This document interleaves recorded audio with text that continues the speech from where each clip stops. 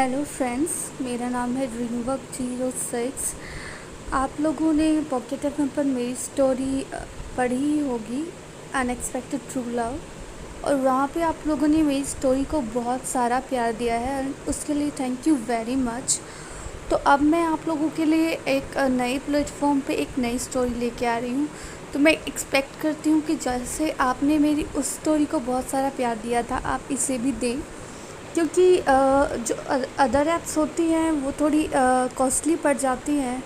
तो मैंने सोचा कि आप लोगों के लिए अगर मैं यहाँ पे स्टोरी अपलोड करूँ तो आप लोगों के लिए सही भी रहेगा और आप लोगों को ज़्यादा परेशानी भी नहीं आएगी। तो सिर्फ उसी के लिए मैं अपनी ये स्टोरी यहाँ पर ला रही हूँ। और अगर आपको मेरी स्टोरीज़ पसंद आती हैं तो आगे भी मैं आप लोगों के लिए ऐसे ही स्टोरी लाती रहूँगी। उम्मीद है कि आप लोग अपना प्यार मुझे ऐसे ही देते रहेंगे। तो चलिए हम बात करते हैं मेरी इस नई स्टोरी के बारे में। तो मेरी इस स्टोरी का नाम है उधार का प्यार। हाँ जी हाँ, उधार का प्यार। मैंने इस स्टोरी का नाम इसलिए ऐसे रखा है जैसे कि मेरी पहली स्टोरी आप लोगों ने पढ़ी होगी, अनएक्सपेक्टेड ट्रू लव। तो उस स्टोरी के पीछे भी एक मीनिंग है, क्योंकि जो अबीर और धवनी हैं उनका हमेशा ही एक दूसरे से मिलना लिखा होता है और वो एक दूसरे से मिलते रहते हैं, पर ये बात उन्हें पता नहीं होती।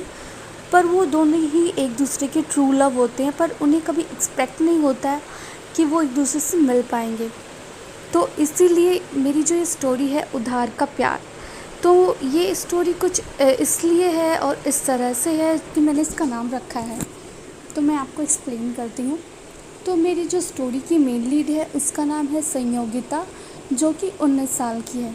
वो एक मिडिल क्लास फैमिली से बिलोंग करती है और एक लड़की को मिडिल क्लास फैमिली में रहकर जो सब सहना पड़ता है उसे भी वही सब सहना पड़ता है। जैसे कि जब हमारी इंडियन सोसाइटी में एक लड़की पैदा होती है तो नहीं चाहता उसे कोई अपनाना, तो वही होता है। जब वो पैदा होती है तो बहुत ही दुख भरा माहौल होता है।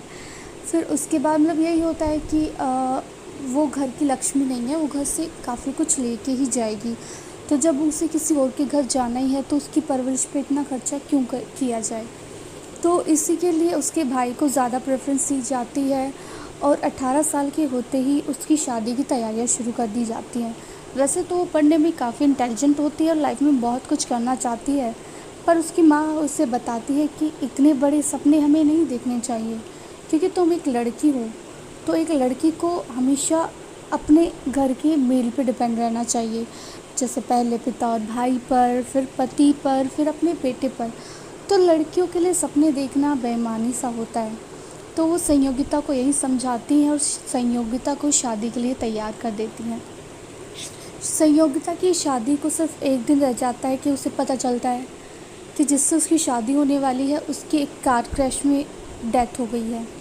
जिससे उसकी कार का एक्सीडेंट हुआ है वो है हमारी स्टोरी का हीरो संयोग, जो कि 22 साल का है और वो काफ़ी अमीर फैमिली से बिलोंग करता है और आगे जाके वो अपना फैमिली बिजनेस संभालने वाला था। उसकी एक गर्लफ्रेंड होती है अनुप्रिया, जिससे वो बहुत प्यार करता है, उससे शादी करना चाहता है। बट उसकी वजह से एक लड़की का घर बसते बसते उजड़ जाता है, जो बात उसके दादा दादी को पसंद नहीं आती। और वो उसके सामने एक कंडीशन रखते हैं कि अगर तुम बिज़नेस चाहते हो तो तुम्हें उस अभागी लड़की से शादी करनी होगी जिसके ऊपर सारे ज़माना थूक रहा है। अपने परिवार की प्रॉपर्टी पाने के लिए और अपनी गर्लफ्रेंड अनुप्रिया से फ्यूचर में शादी करने के लिए संयोग ना चाहते हुए भी संयोगिता से शादी करने के लिए मान तो जाता है। पर जो संयोगिता ने अपनी शादी से पहले भी एक अच्छा जीवन नहीं देखा था, उसकी ज़िंदगी शादी के बाद नर्क जैसी हो जाती है। उसके दादा दादी की कंडीशन थी कि जब तक वो उनके लिए एक वारिस पैदा नहीं कर देता तब तक वो उसके लिए अपनी जायदाद उसके नाम नहीं करेंगे। तो इसी के लिए संयोगिता के साथ मिलके एक बच्चा पैदा करता है। पर संयोगिता का उस घर में हाल सिर्फ एक बच्चा पैदा करने वाली मशीन की तरह ही होता है, क्योंकि उसके सास ससुर उसके स्टेटस की वजह से उसे पसंद नहीं करते। संयोग उससे बहुत ज़्यादा बुरा तो नहीं, पर उससे कभी अच्छा व्यवहार भी नहीं करता। उसके लिए वो बस एक घर के सामान जैसी है जिसे वो सिर्फ रात को यूज़ करता है और छोड़ देता है। ऐसी ज़िल्लत भरी ज़िंदगी से तंग आकर संयोगिता एक दिन संयोग से तलाक ले लेती है। पर तलाक के बाद भी उसकी ज़िंदगी अच्छी नहीं होती। जब वो अपने घर वापस आती है तो सारी फैमिली उसे एक बोझ की तरह लेती है। सबसे तंग आकर संयोगिता अपनी ज़िंदगी का क्या फ़ैसला लेती है? क्या संयोग को कभी संयोगिता से प्यार हो पाएगा? क्या होगा संयोगिता के साथ? जानने के लिए सुनते रहिए मेरी स्टोरी उधार का प्यार। आई होप आप उसे इतना ही प्यार देंगे जितना आपने मेरी पहली स्टोरी को दिया है। एंड आगे के एपिसोड बहुत जल्द अपलोड होंगे। So thank you, bye bye.